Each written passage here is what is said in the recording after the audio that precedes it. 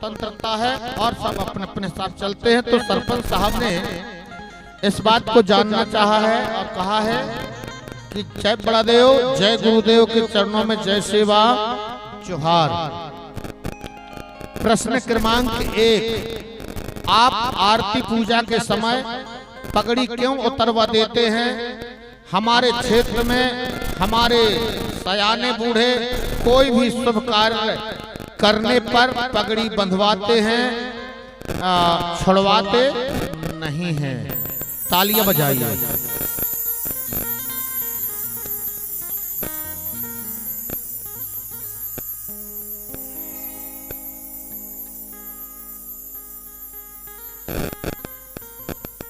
ये परंपरा कहां से चालू हो गई है?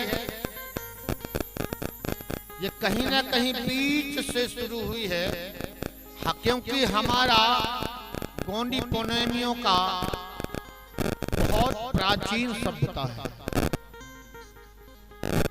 इसको हम सैकड़ा में नहीं गिन सकते, हजार में नहीं गिन सकते। इसे हमें लाखों और करोड़ों का हिसाब है इसमें। तो किस समय में क्या चलता था, कैसे चलता था और कब इसका क्या हुआ और इसमें कब क्या क्या संशोधन होते गया, इस बात का भी कोई अंदाजा नहीं है। इसमें दादा मोती रावण कंगाली जी ने विशेष प्रकाश डाला है और उन्होंने इस बात में पाया गया है, इसमें उन्होंने जो पाया प्रकृति दर्शन में, लिंगो दर्शन में, और उसे ही उन्होंने संकलन करके हम सबके समक्ष एक साहित्य के रूप में पुस्तक प्रकाशित किया। और उन्होंने प्रकृति दर्शन में यह पाया प्रमाणित रूप से कि हम प्रकृति के पुजारी हैं और प्रकृति के पुजारी होने के नाते प्रकृति शक्ति हमारे शरीर के अंदर प्रवेश करती है। कब करती हैं? जब हम उनका विशेष ध्यान करते हैं, मतलब पूजा करते हैं या स्मरण करते हैं, सुमरनी करते हैं, या उन्हें किसी विशेष समस्या में आमंत्रित करते हैं, बुलाना चाहते हैं, तो उस समय वो किसी न किसी मातृ शक्ति के ऊपर या किसी न किसी पितृ शक्ति के ऊपर शरीर में प्रवेश हो जाती है। और उस समय यदि हमारा सिर बंधा हुआ है तो फिर वो शक्ति प्रवेश नहीं कर पाएगी, करेगी लेकिन दिल से पूरे पावर के साथ वो प्रवेश नहीं कर पाएगी। तो उसके लिए सिर में बंधे हुए कपड़े को छोड़ना पड़ता है, तब उसको देव सवार हो पाता है।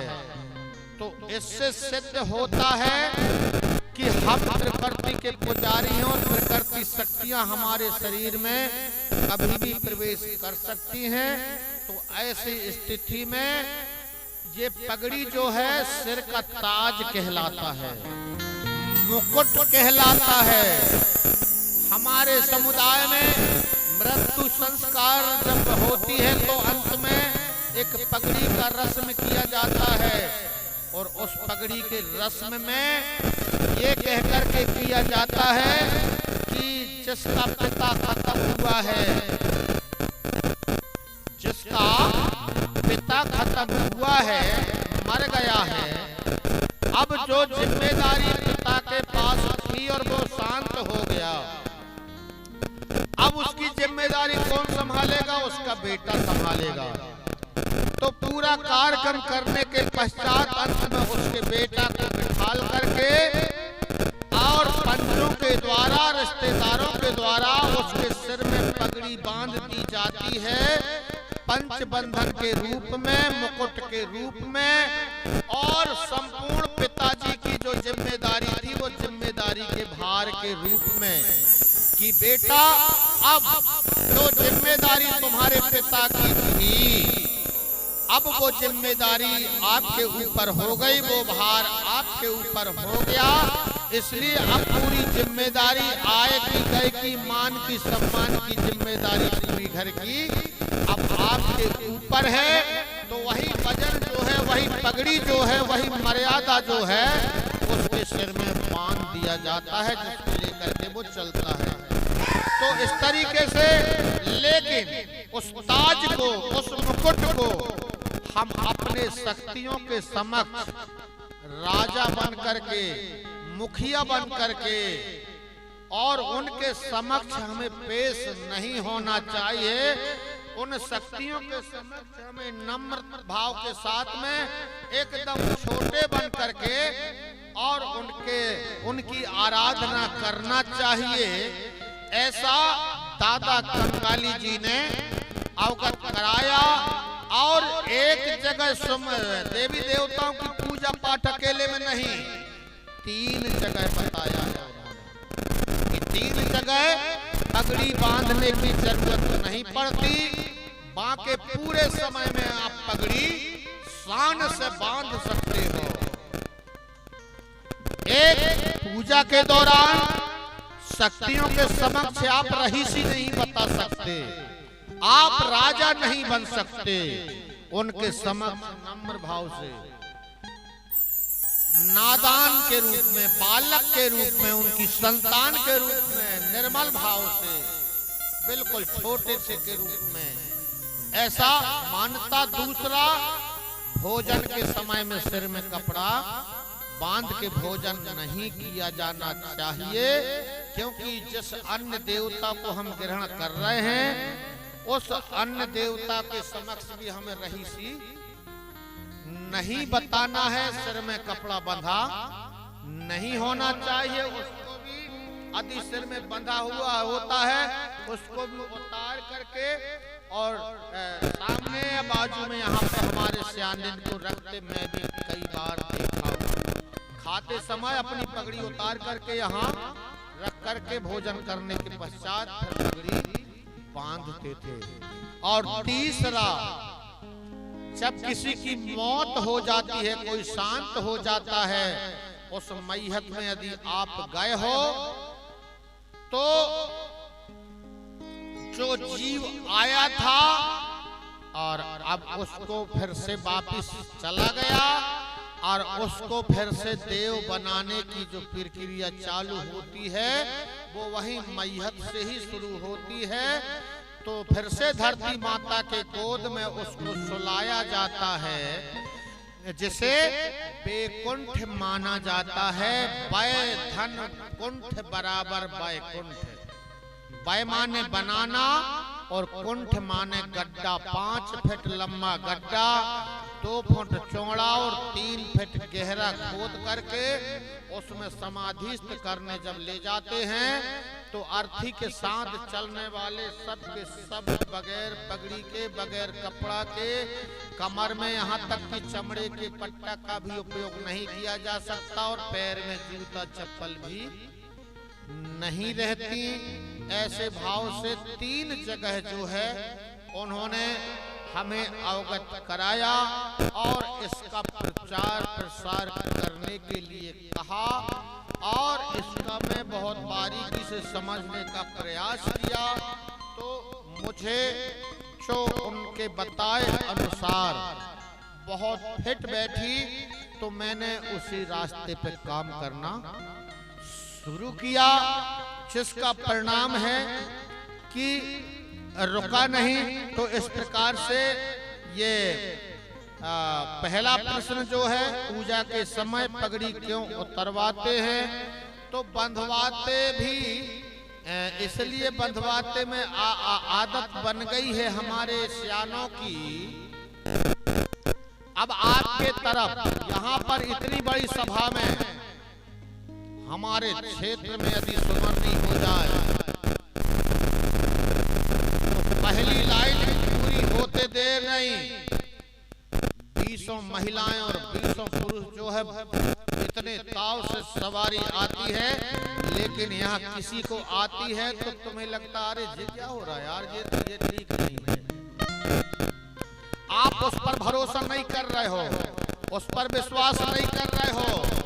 जब पहले अंग्रेजी दवाई नहीं थी, जड़ी बूटियों में काम नहीं हो पाता था, तब इन्हीं शक्तियों को बुला करके और हमारे गांव में होने वाली बीमारियों को ठीक करते थे। उन्हीं शक्तियों से पूछते थे कि हमारे गांव में क्या हो गया है, कौन सी बीमारी आ गई है।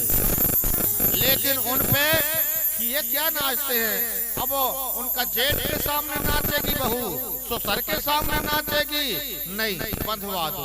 तो चले तो का भूमिकन के द्वारा देखे आ भी रही है, देव तब प्रसन्न भी है तो ओखे भी बांध है।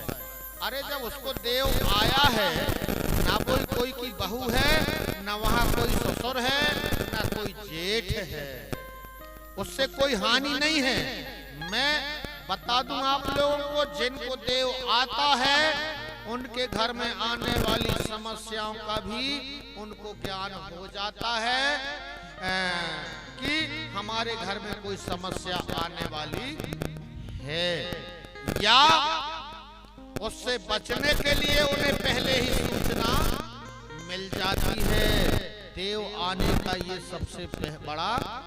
तो ये दूसरे लोगों ने हमारे लोगों को ये क्या नाचते रहते, क्या भाव है, क्या भगदड़ है, ये तो फालतू है, ऐसा कह करके तो उसका दुष्प्रचार किया गया, जिसके कारण आपके यहाँ देव शक्तियाँ अभी प्रसन्न नहीं है, खुश नहीं है, और इसलिए वो आपको आ नहीं रही है। किसी को आती भी है तो आप उसको मंत्रों के द्वारा बंधवा दिया जा रहा है। ये तो इस प्रकार से दूसरा प्रश्न, महादेव और बड़ा देव में अंतर क्या है, और अंतर है तो बड़ा देव किस नाम से जाने जाते हैं, जय सेवा जय बड़ा देव। तो ये दूसरा प्रश्न जो है आपका, यदि पहला प्रश्न आप कितने लोगों को समझ में आया, मैं तालियों से आपकी सहमति चाहूंगा। सभी को आया है।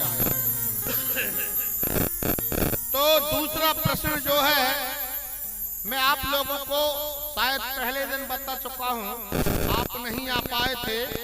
बड़ा देव और महादेव में अंतर है, बूढ़ा देव में अंतर है, और सगा देव में अंतर है। चारों देव जो हैं बिल्कुल अलग अलग हैं, लेकिन तुम इतने से उठ के जे हो, गैर आदिवासी के चक्कर में पढ़ो बैठो तो बेपूछ कहाँ गए थे सरपंच साहब, आप कहोगे कि बड़ा देव की कथा सुनने गए थे, वे पट्ट से बोल देंगे कि हाँ, जिसको तुम बड़ा देव कहते हो उसी को हम महादेव के नाम से पूजा करते हैं, और आप भी कहते हो कि हाँ। इसलिए कि हमें एक दूसरे को एक ही रहना है, ऐसा करके तो ऐसे करके धीरे धीरे में हमारा पतन हो गया, और हम अपने आप को छोड़ करके गैर संस्कृति को हमारे लोगों ने अपना लिया, इसलिए हमारी संख्या अब कम हो गई। 7% बचे भारत के अंदर, एक बार बता रहा हूं। तो इस तरीके से बड़ा देव वो है जिसको किसी ने नहीं देखा, निरंकार, जिसका कोई आकार नहीं है। हिंदी में उसे बड़ा देव ही कहा जाता है, और गोंडी में उसे फड़ापेन कहा जाता है।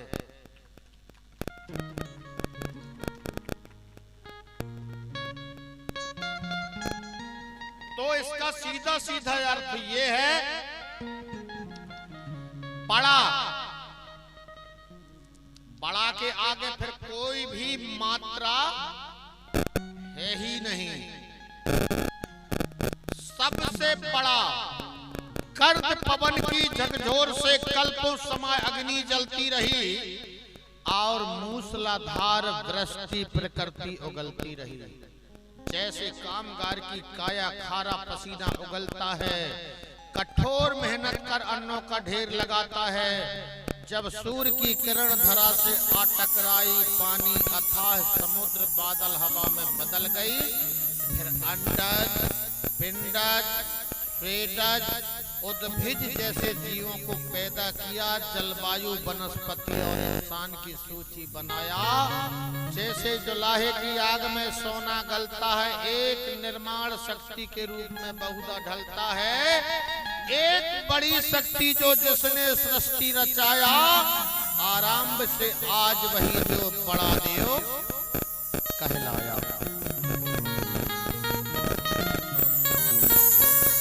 अब बूढ़ा दे जिसको किसी न हाथ है, न पैर है, न रंग है, न रूप है, न निरंकार, जिसका कोई आकार नहीं। एक तरफ, दूसरी तरफ तुलसीदास ने भी इस बात को साबित कर दिया है। बाबा गोस्वामी तुलसीदास ने भी साबित कर दिया है इसे। क्या कहते?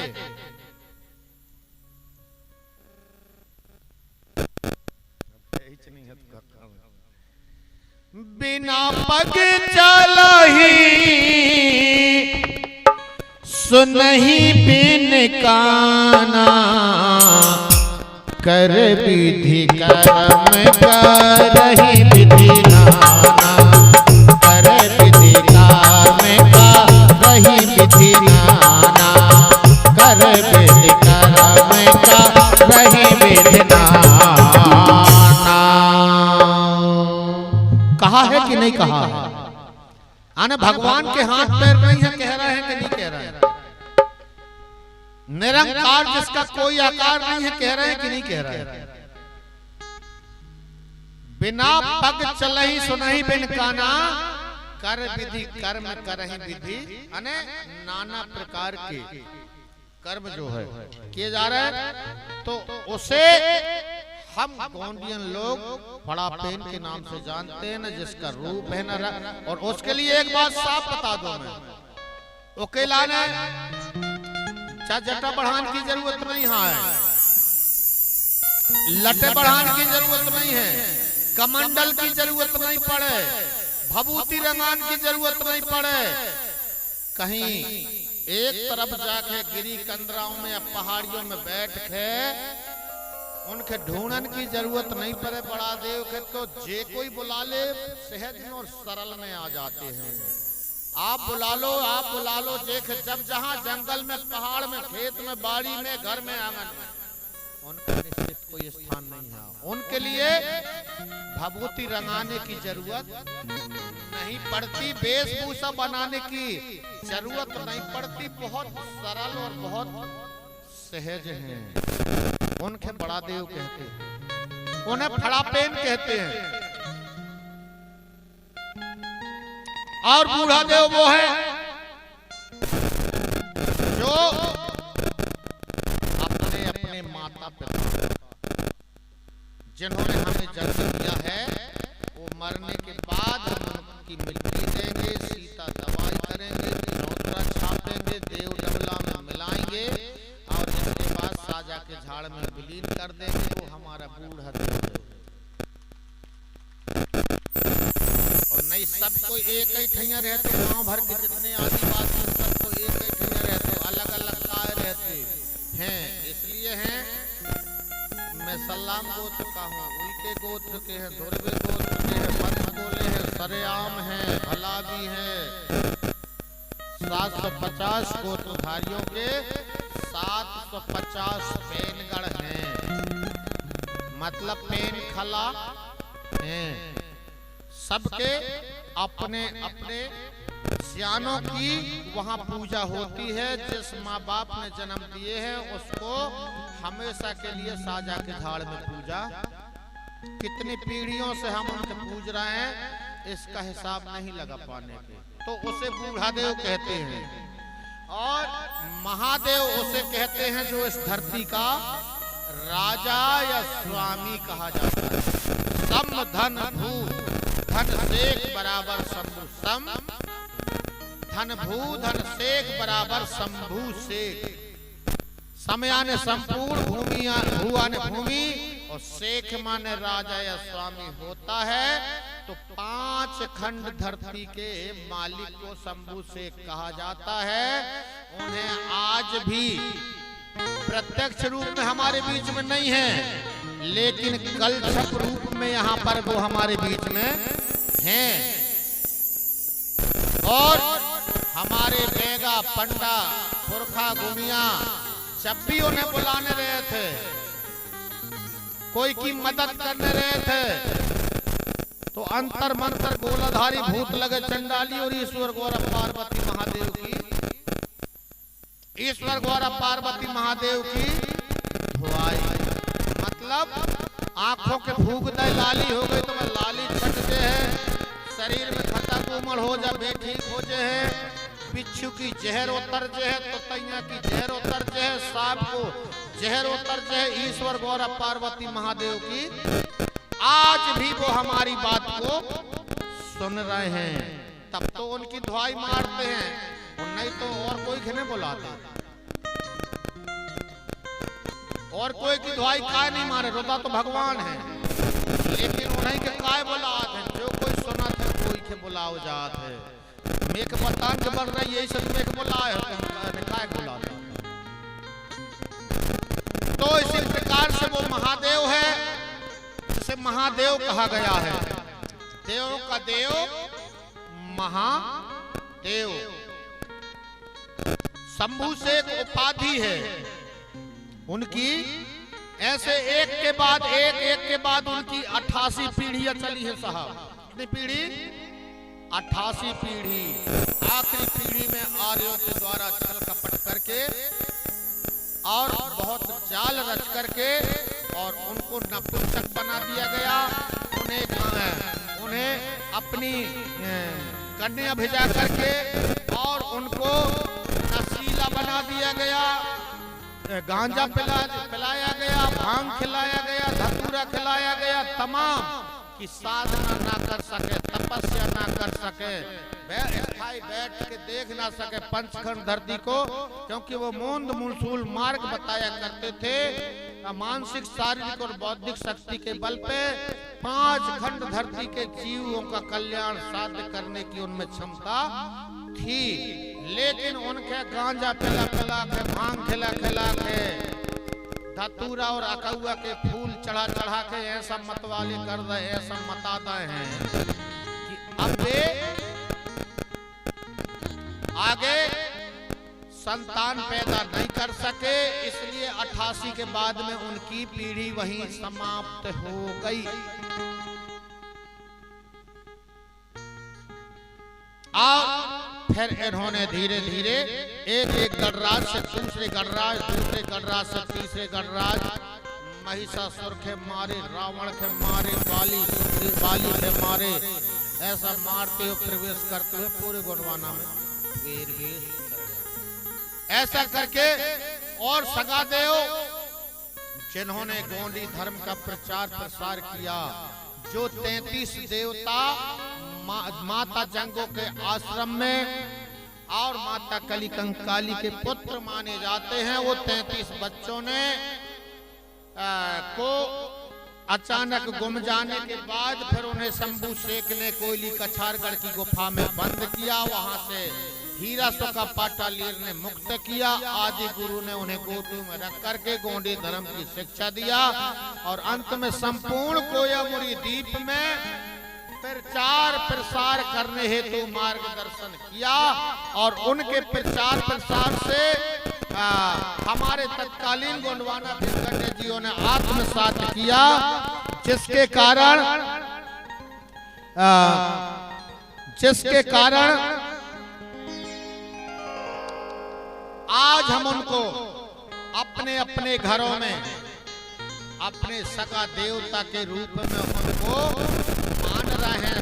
7 देव वाले 7 देव, 6 देव वाले 6 देव और 5 देव वाले 5 देव और 4 देव वाले 4 और 3 वाले 3। 1-2 वाले तो भैया पता ही नहीं, हम तो गोल हो चुके हैं। धीरे धीरे जो 6-7 वाले में सब समाप्त होने वाले थे। कृपया प्रकृति शक्ति की हो गई और जो 3 हीरा मोती और सोना को जन्म होगा अपने बीच में, तो ऐसे उनकी माताओं की तरह, उनके पिताओं की तरह हमारी इन माताओं के कोख में भी ऐसे बेटों का जन्म हो, हीरा मोती सोना की तरह, ताकि हमारा गुडवाना बहुत अच्छे से फले और फूले और हमारी खोई हुई अस्मिता प्राप्त हो।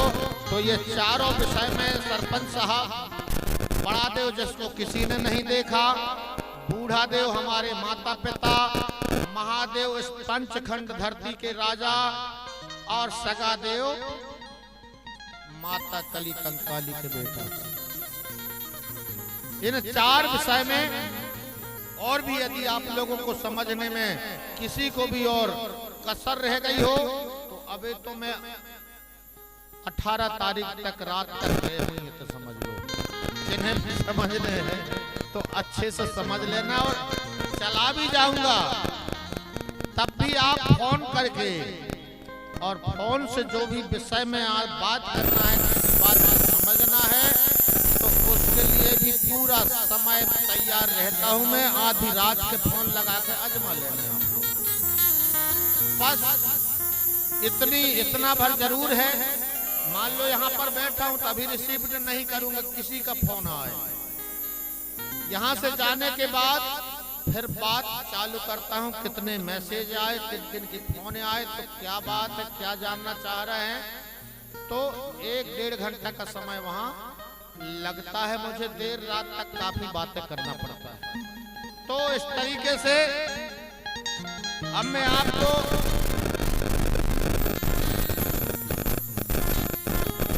उस बड़ा देव के भाव को आप लोगों से अवगत कराना चाहूंगा कि